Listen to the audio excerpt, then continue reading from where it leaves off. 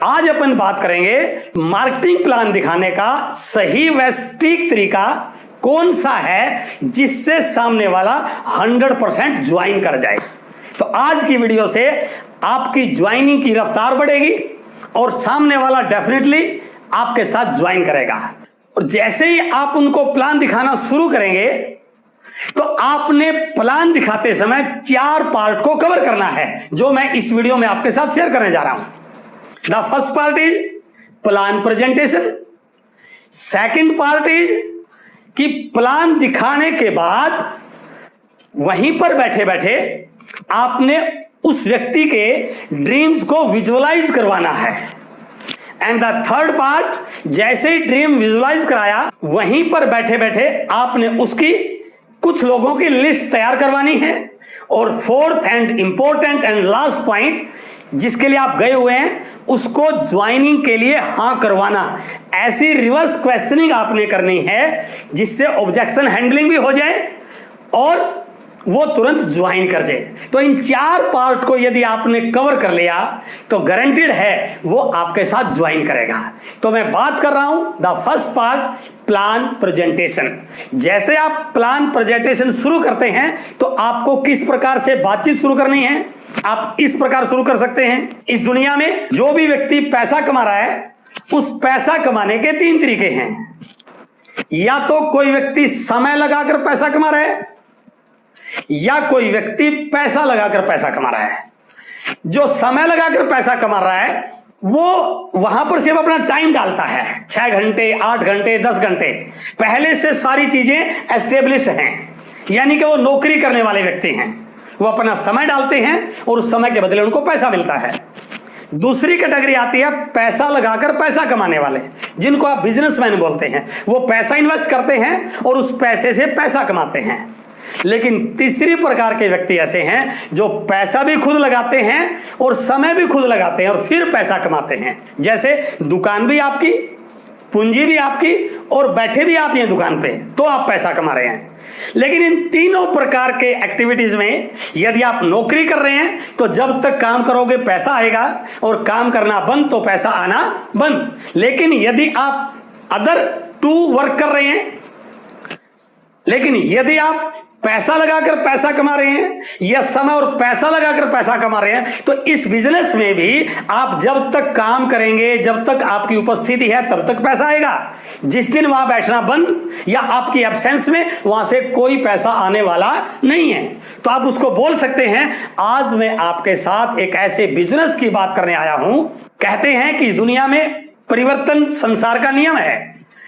इसी प्रकार से बिजनेस के तरीकों में भी समय समय पर बदलाव होता रहा है।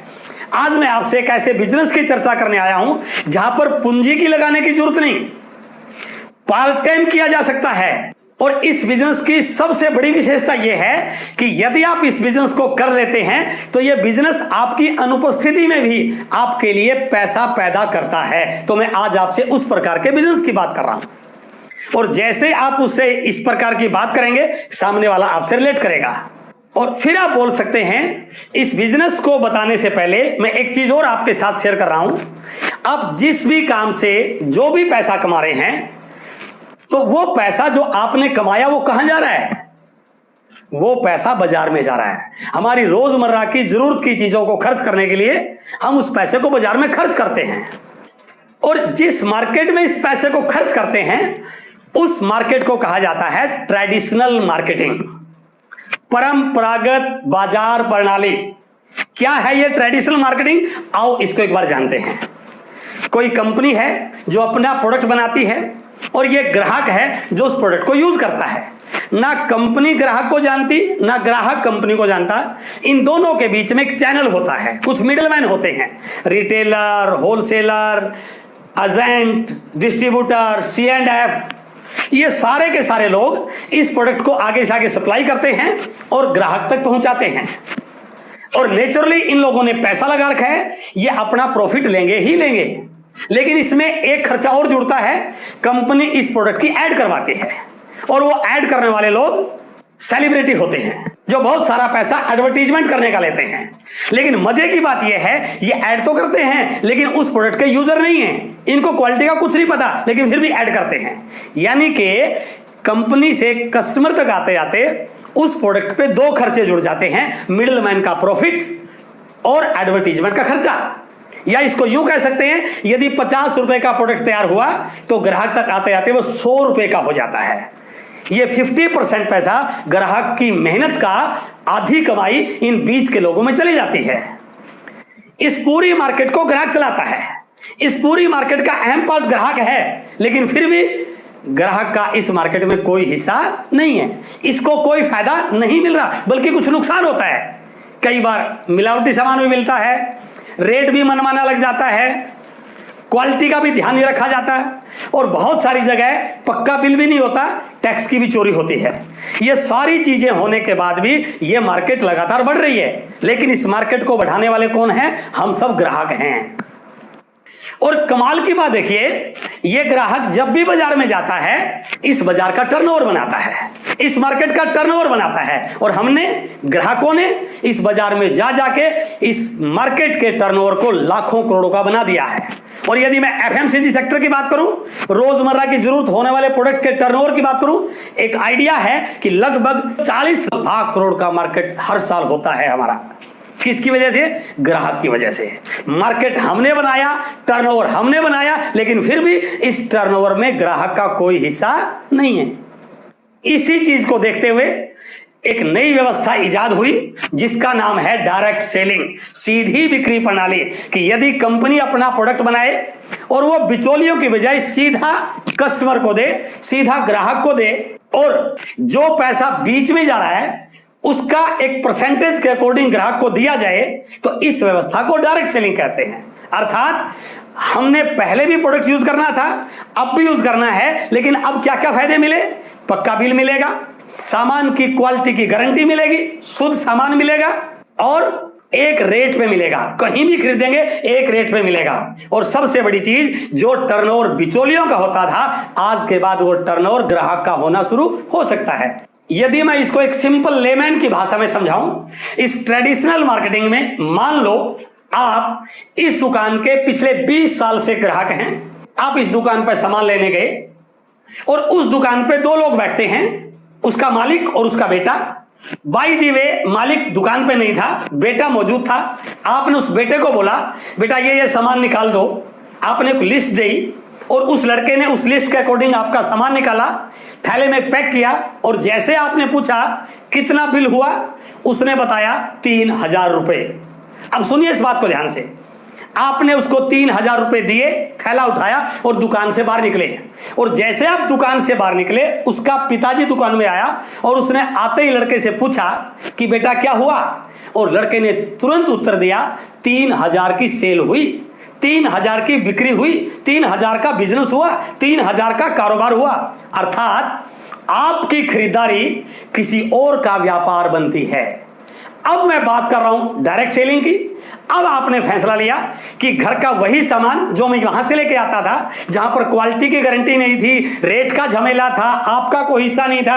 अब आपने फैसला किया, अपना रजिस्ट्रेशन किया, एक नंबर लिया, और इस डायरेक्ट सेलिंग के स्टोर से जाकर के आपने सामान लिया, जहां पर आपको क्वालिटी की गारंटी मिली, एक दाम में मिला, बिजनेस करने का मौका मिला, शुद्ध सामान मिला।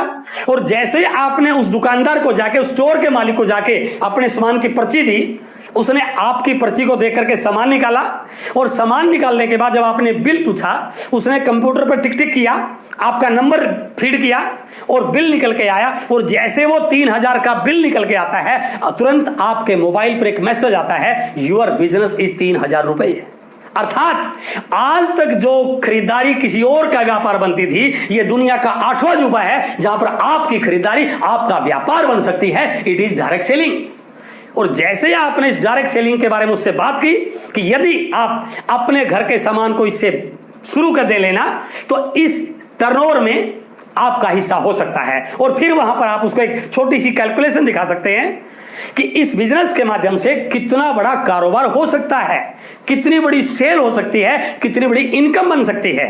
फॉर एग्जाम्पल आप उनको बता सकते हैं, यदि हम लोगों से इस प्रकार के प्रोडक्ट की चर्चा करें, इस प्रकार के सिस्टम की चर्चा करें और धीरे धीरे लोगों के समझ में आ जाए कि ये जो 40 लाख करोड़ का टर्नओवर हो रहा है, यदि 10% लोग भी इस व्यवस्था में आ गए तो ये इंडस्ट्री 4 लाख करोड़ के टर्नओवर की बन सकती है। और इसके मालिक कौन है? मिडलमैन नहीं, इसके मालिक हम हैं, ग्राहक हैं, आप हैं। सामने वाला एक बार जरूर सोचेगा। और जैसे ही आप ये बात उसके साथ शेयर करते हैं, आपका पहला पार्ट प्लान प्रेजेंटेशन लगभग कंप्लीट हुआ। अब अगला काम क्या करना आपने? वहीं बैठे बैठे आगे बढ़ने से पहले ड्रीम विजुअलाइजेशन, उसको थोड़ा सा उसके ड्रीम बिल्डिंग पे बात करनी है। गाड़ी आ जाएगी, बंगला बन जाएगा, पैसे आ जाएंगे, ये चीजें सही हैं, लेकिन इनसे पहले इस दुनिया में 90% लोग अपनी वर्तमान चैलेंज से परेशान हैं, वर्तमान कंडीशन से परेशान है। कोई बॉस से परेशान है, किसी के फैमिली चैलेंज है, किसी को आर्थिक तंगी है, कोई ये मान रहा है कि मुझे कोई पूछता नहीं है, मेरी कोई पहचान नहीं है। अब वहां पर बजाय गाड़ी आ जाएगी, बंगला आ जाएगा, लाखों करोड़ों आ जाएंगे, उससे पहले यदि आप उसे जान पाए इस समय के उसके वर्तमान चैलेंज क्या हैं, और यदि आपने उन वर्तमान चैलेंज की रेमेडी उसको बता दी तो डेफिनेटली वो आपसे रिलेट करेगा। आप उसको बोल सकते हैं कि सर इस बिजनेस में कोई बॉस नहीं है, आप अपने बिजनेस के बॉस हैं, इसके लिए आप खुद अपना एम्पायर खड़ा करते हैं। यहां टाइम की भी कोई बंदिश नहीं है, आप जब मर्जी करें, 2 घंटे करें, दिन में करें, शाम को करें, जब आपको इजी लगे। उसको क्या लगेगा? मैं जिस बॉस से परेशान हूं, इस बिजनेस में उस परेशानी का हल है। कहने का भावार्थ क्या है कि आपने उनके छोटे छोटे ड्रीम्स को इस बिजनेस के माध्यम से पूरा होते हुए यदि दिखा दिया तो उसका सॉफ्ट कॉर्नर आपके साथ आना शुरू हो जाएगा। यहां पर एक बात और आपने ध्यान रखनी है, जब भी आप उससे बात करें, ये बिल्कुल नहीं कहना है हम इसमें ऐसा करेंगे, नो, हम का प्रयोग नहीं करना, आपका प्रयोग करना है। यदि आप इस बिजनेस को करते हैं तो ये आपको मिल सकता है, यदि आप इस बिजनेस को करते हैं तो ये आपको ये आ सकता है, और यदि आप उनका नाम लेंगे तो उनको और अच्छा लगेगा, क्योंकि इस दुनिया में हर व्यक्ति अपने नाम को पसंद करता है। सपोज कीजिए उनका नाम मिस्टर राम है, तो आप ये भी बोल सकते हैं मिस्टर राम, यदि आप इस बिजनेस में आ जाते हैं तो ये सारी की सारी अचीवमेंट आपकी होंगी। हर व्यक्ति को किसी और के मुंह से अपना नाम सुनना अच्छा लगता है, तो आप बार बार आपका इस्तेमाल कर सकते हैं। तो यहां पर एक छोटी सी ड्रीम बिल्डिंग आप उसकी शुरू कर सकते हैं, उनके ड्रीम को विजुलाइज करा सकते हैं। अभी आपने उससे यह नहीं पूछना है कि आप ज्वाइन करेंगे कि नहीं करेंगे, बिल्कुल नहीं पूछना है। अभी तीसरे पॉइंट पे आना है। थर्ड पॉइंट क्या है? उसकी एक छोटी सी लिस्ट बनाना। अब आप उससे अगला सवाल कर सकते हैं कि सर आपके सर्कल में भी कुछ ऐसे लोग जरूर होंगे, क्योंकि हर व्यक्ति के सर्कल में होते हैं जो उसके शुभ चिंतक होते हैं। आपके पास जरूर कुछ ऐसे लोग होंगे जो आप पे विश्वास करते होंगे, या आप उन पे विश्वास करते होंगे, या आप उनको जिंदगी में आगे जाना देखने चाहते होंगे। और जैसे आपने एक प्रश्न पूछा, इसका एक भी उत्तर आपको नेगेटिव मिलने वाला नहीं है। यदि आपने कहा कि जरूर कुछ लोग ऐसे होंगे जो आप पे भरोसा करते हैं, तो क्या कहेगा? मेरे ऊपर कोई भरोसा नहीं करता। या आपने पूछा आप कुछ लोगों पे जरूर भरोसा करते होंगे, वो कहेगा बिल्कुल मैं करता हूं। या ऐसे कुछ लोग जरूर होंगे जिनका भला चाहते हैं, जिनको आप आगे बढ़ना देखना चाहते हैं, वो क्या कहेगा? मैं किसी को आगे बढ़ना देखना नहीं चाहता। और जैसे आपने पूछा तो उनसे आप कुछ नामों का बारे में बातचीत कर सकते हैं, तो वो कहेगा हाँ 2 4 5 लोग हैं मेरे, mister Mohan, mister Shyam, mister Naveen, mister Pankaj, वो 2 4 5 नाम आपके साथ शेयर करेगा। इसका मतलब क्या हुआ? वहीं बैठे बैठे आपने उसकी एक छोटी सी लिस्ट बनवा दी। ये थर्ड पॉइंट आपका कंप्लीट हो गया। अभी ज्वाइनिंग की हाँ नहीं हुई है। अब चौथा और लास्ट और सबसे इंपॉर्टेंट पार्ट क्या है, जहां पर 90% लोग प्लान दिखाने वाले फंस जाते हैं। जैसे ही सारी कहानी पूरी हुई, सामने वाला कोई ना कोई बहाना बनाता है, सर टाइम नहीं है, सर मैं बहुत बिजी हूं, थोड़ा सोच के बताऊंगा, अभी तो पैसा नहीं है। इस बात को आने से पहले ये चौथा पॉइंट यदि आपने कर लिया तो डेफिनेटली उसके पास इस प्रकार का कोई सवाल आपके सामने आएगा ही नहीं। कैसे?